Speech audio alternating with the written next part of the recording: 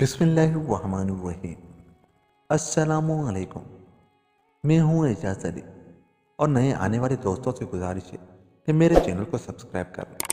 چلتے ہیں آج کی کہانی کی طرف۔ ایک بادشاہ کے 3 بیٹے تھے۔ سب سے بڑا لڑکا ہوشیار اور عقل مند تھا۔ اسے اچھی اچھی کتابیں پڑھنے کا شوق تھا۔ اس کا نام تھا عاقل شہزادہ۔ دوسرا لڑکا شیر کی طرح بہادر اور پہاڑ کی طرح مضبوط تھا۔ اسے بہادری کے کھیل پسند تھے۔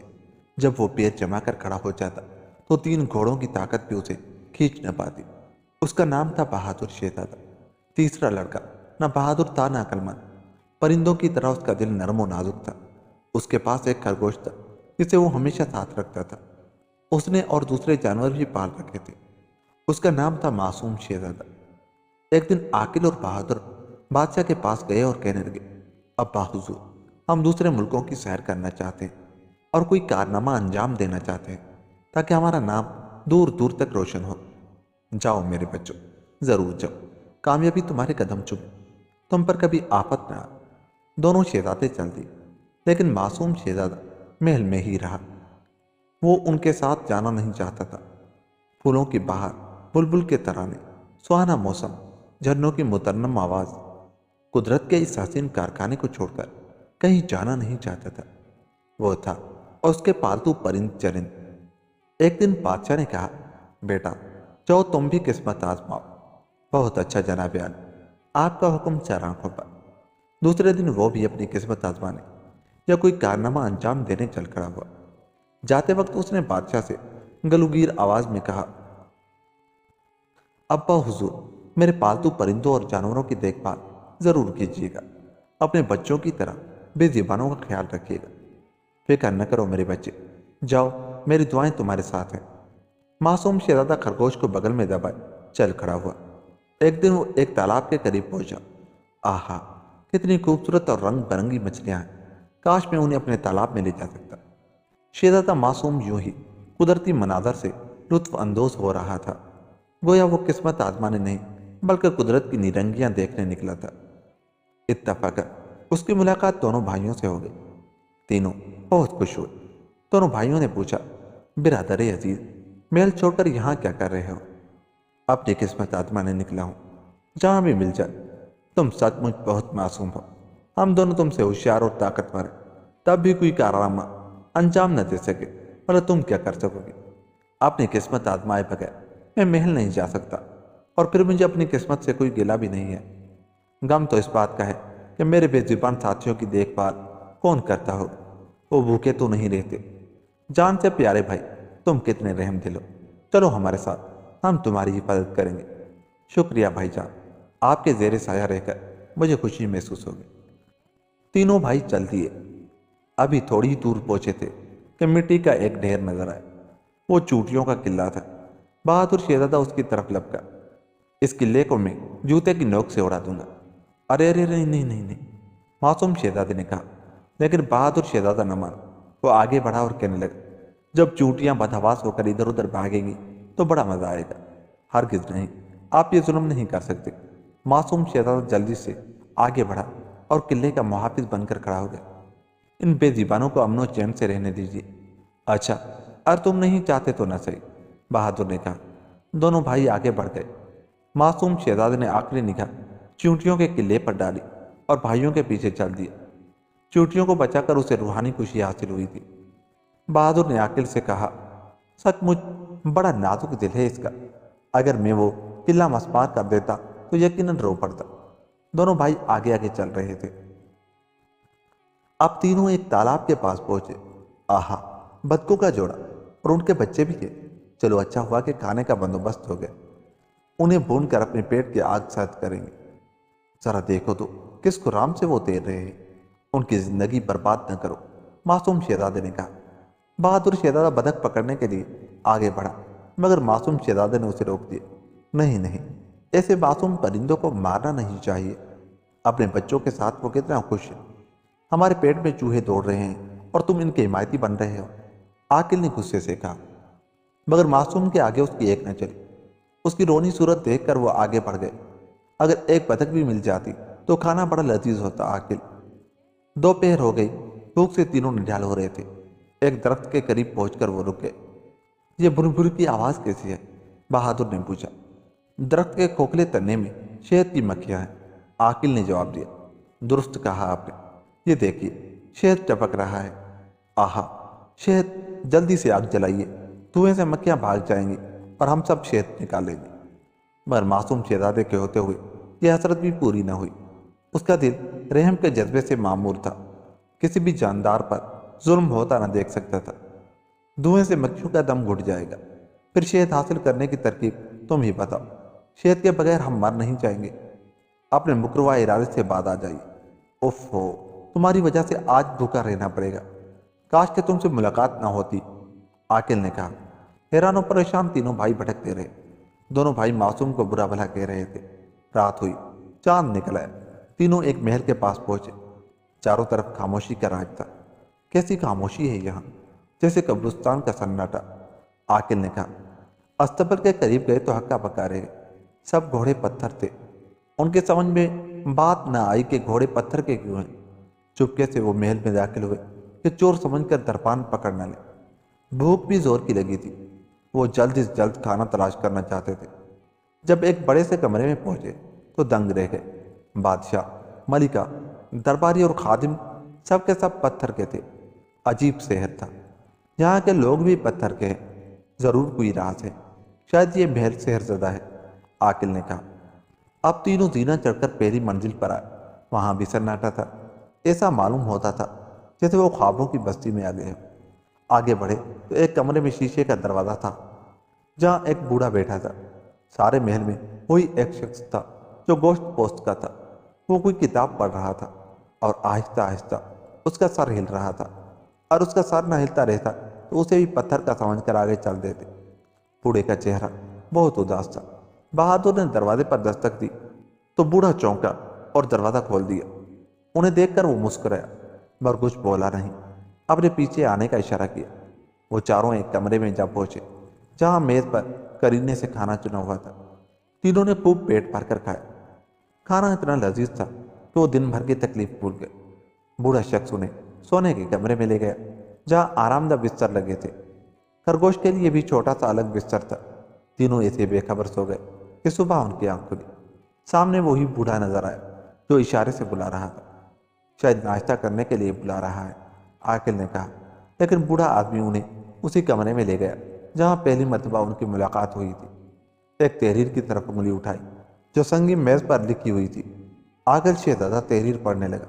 सरसरी तौर से आकिल ने पढ़कर कहा, यह मेहर शहजादा है। किसी ने जादू से यहाँ के तमाम जानदार चीज़ों को पत्थर बना दिया है। जादू का असर जायल करने के लिए 3 कारनामे अंजाम देने होंगे। जो शख्स कामयाबी हासिल करेगा उसे मालामाल कर दिया जाएगा और शहजादी से शादी कर दी जाएगी। उसी दौरान मासूम शहजादा भी झुक कर पढ़ने लगा। जब आखिर खामोश हो गया तो उसने कहा, लेकिन भैया आगे भी तो पढ़िए, यहाँ कुछ और भी लिखा है। मासूम, तुम दखल न दो। हाँ आकिल भाई, जल्दी से बताइए तो वो कारनामा कैसा है? अब अपनी ताकत आजमाने का वक्त आ रहा है। पहला कारनामा, 1000 मोती तलाश करना है जो जंगल में खो गए हैं। मेरे लिए तो ये बाएं हाथ का खेल है। अभी जाकर तलाश करता हूँ। भाईजान रुक जाइए, मासूम ने कहा। अगर आप मोती तलाश न कर सके तो। लेकिन आकिल ने मासूम की बात काट दी और बहादुर से कहा, ज़्यादा से ज़्यादा 2 घंटों में ये काम पूरा हो जाएगा। मैं चलता हूँ। आकिल को बाहर तक छोड़ने के लिए बहादुर शहजादा आया। उसे दुआ दी। कमरे में मासूम शहजादा अकेला रह गया था। उसने तहरीर दोबारा पढ़ी। सूरज ग्रूप होने तक अगर एक भी मोती बाकी रह गया तो भाईजान भी पत्थर के बन जाएंगे। आखिर शहजादा मुश्किल से 50-60 मोती तलाश कर सका। वो बहुत थक चुका था, अब आराम करना चाहता था। शाम भी हो रही थी। वो महल की तरफ लौटा, दिल में सोच रहा था, बकाया मोती कल तलाश करूंगा। भूख भी लगी है, आज तो खूब डट कर खाना खाऊंगा।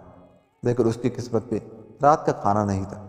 अभी महल में दाखिल भी न होने पाया था कि सूरज ने अलविदाई करने उस पर डाली और अपना सुनहरी साल पहाड़ों की ओट में छुपा लिया। जो ही सूरज गुरूब हुआ, आकिल शहजादा पत्थर का बन गया। अगर वो मासूम की बात सुन लेता तो शायद यह हादसा न होता, मगर खुदा को जो मंजूर था वही हुआ। दूसरी सुबह को बहादुर शहजादा मोती तलाश करने के लिए तैयार हुआ। जंगल का कोना कोना छान मारूंगा, اور موتی تلاش کر کے ہی دم لوں گا۔ نہیں بھائی جان، مت جائیے، معصوم نے روتے ہوئے کہا۔ آپ ہی پتھر کے بن جائیں گے تو میں اکیلا رہ جاؤں گا۔ مگر بہادر شہزادہ نہ مانا اور چل دیا۔ بہادر بڑے انہباق سے موتی تلاش کر رہا تھا، درختوں کو جڑوں سے اکھاڑ کر پھینک رہا تھا، چٹانوں کے ٹکڑے کر دیے، لیکن سب محنت اکارت گئی۔ شام تک صرف 200 موتی تلاش کر سکا۔ وہ گرنے لگا۔ کوئی بات نہیں، بقیہ کل تلاش کر لوں گا۔ لیکن شہزادہ کل کا سورج دیکھ نہیں سکا، کیونکہ وہ بھی پتھر کا بن گیا تھا۔ صبح ہوئی۔ معصوم شہزادے نے کروٹ بدل کر آنکھ کھولی۔ اس کا خرگوش بھی اٹھ بیٹھا۔ اسے یقین تھا کہ بہادر بھی پتھر کا بن گیا ہوگا۔ اسے بہت دکھ ہوا۔ دل میں کہنے لگا، میں پتھر کا نہیں بنوں گا۔